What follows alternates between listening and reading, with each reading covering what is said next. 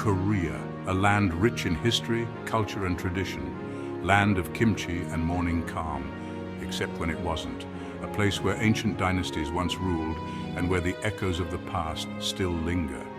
After World War II, nobody could agree who should run the place. The peninsula became a chessboard for global powers.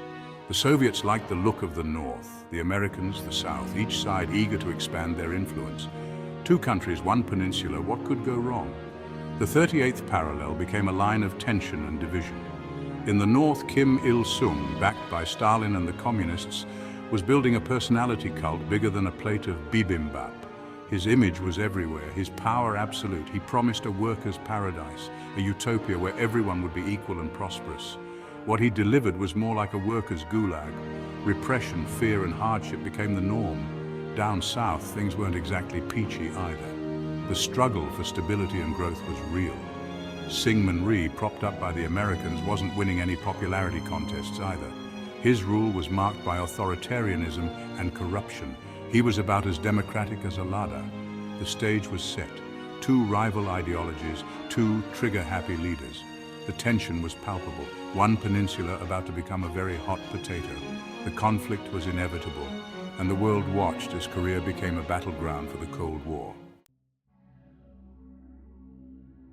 June 25, 1950, a date that would mark the beginning of a conflict that would reshape the Korean peninsula. Dawn broke over the 38th parallel. Birds sang, unaware of the chaos about to unfold. Then the tanks rolled in, shattering the morning calm. Kim Il-sung, confident and ambitious, thought this whole war thing would be a walk in the park. He decided to liberate his southern cousins. Surprise? It wasn't. The North Korean People's Army, KPA, armed with Soviet T-34 tanks, swept south like a tidal wave, unstoppable and fierce. Seoul, the South Korean capital, fell in days, its defenses crumbling under the relentless assault. The South Korean army, about as well equipped as a Boy Scout troop, was on the run, retreating in disarray. The world watched in horror as the conflict escalated rapidly. America, smelling a whiff of communist expansion, decided to step in, determined to halt the spread. This wasn't just some border skirmish, it was a full-scale war. This was the Cold War going hot, a flashpoint that would draw in superpowers and shape global politics for decades to come. Enter General Douglas MacArthur, America's answer to a five-star general. Known for his larger-than-life persona and strategic brilliance, MacArthur was a man who thrived on bold decisions and dramatic actions. MacArthur, never one to shy away from a bold move or a camera, launched a daring amphibious landing at Incheon. This operation was risky, but MacArthur's audacity paid off. The North Koreans, caught with their pants down, were pushed back in disarray. Their forces, unprepared for such a maneuver, crumbled under the pressure. The South, with the Americans at their backs, tasted victory. The morale boost was immense, and it seemed like the tide of the war had turned in their favor. For a moment, it looked like it was all over. The battlefield was calm, and soldiers took a much-needed breather, believing the worst was behind them. But then, like a dragon from a bad kung fu movie, China entered the fray. The sudden involvement of Chinese forces was a game-changer. Mao Zedong, not keen on having American troops on his doorstep, sent hundreds of thousands of volunteers across the Yalu River. This massive influx of troops caught the UN forces off guard.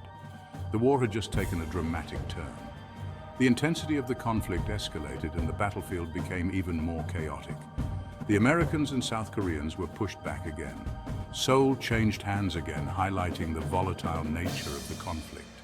It was a brutal, bloody stalemate. The war dragged on, with neither side able to secure a decisive victory, leading to a prolonged and grueling conflict. Section 4 superpowers square off America and the Soviets' proxy war. The Korean War wasn't just about Korea, it was a proxy war. America versus the Soviets, capitalism versus communism, democracy versus, well, not democracy.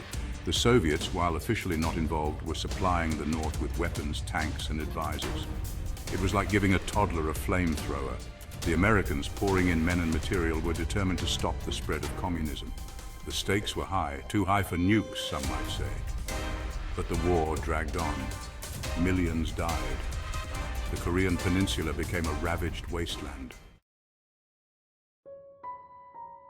Section 5, Stalemate and Division, the Armistice and the 38th Parallel. After 3 years of fighting, millions dead and not a single winner, everyone was ready for a breather. In 1953, an armistice was signed, not a peace treaty, mind you, just an agreement to stop shooting at each other. The 38th Parallel, that arbitrary line drawn on a map, became the new border. 2 Koreas, forever divided. The war was over, but the consequences would last for generations.